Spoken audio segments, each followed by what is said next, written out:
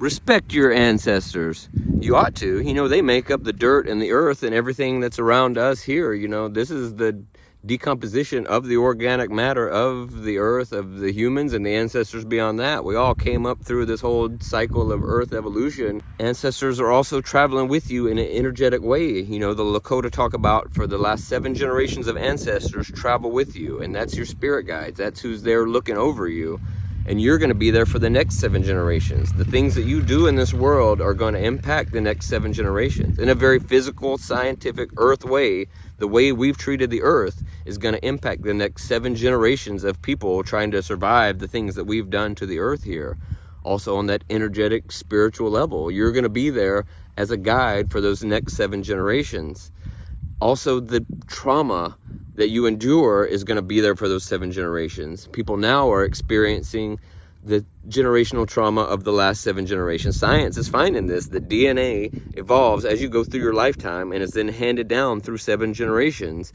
And so people now, you know, think of the Lakota, that for 7 generations they've had genocide and oppression, and that's on just addiction and just all these things that are then generationally compounding, and that's what is being experienced now.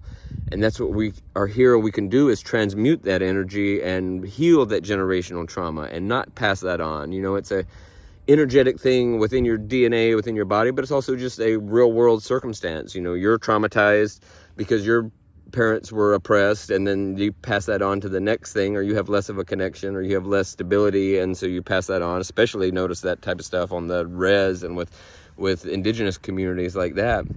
And now we live in a society that, you know, traditionally you would revere the elders. The elders were the ones that knew. They had the keys of the wisdom of how everything worked. You know, they understood, and that's who was revered and who made the decisions, because they weren't making it out of ego. You know, they had had time to find that humility and to live with an understanding of what things are about. And now we live in a society that works you till your wheels fall off, then they retire you, and then they lock you in one of these homes right here. While at the same time, we live in a society run by old white dudes. So we somehow put the old people in charge that have no idea about how to maintain a home, about how to keep a healthy living space, while locking away the people that, and calling them senile when they're the ones that, you know, they understand that living in a good traditional way close with the earth, you know, that it's everything's backwards. Respect your ancestors, respect your elders. We didn't inherit this earth from our ancestors. We borrow it from our children.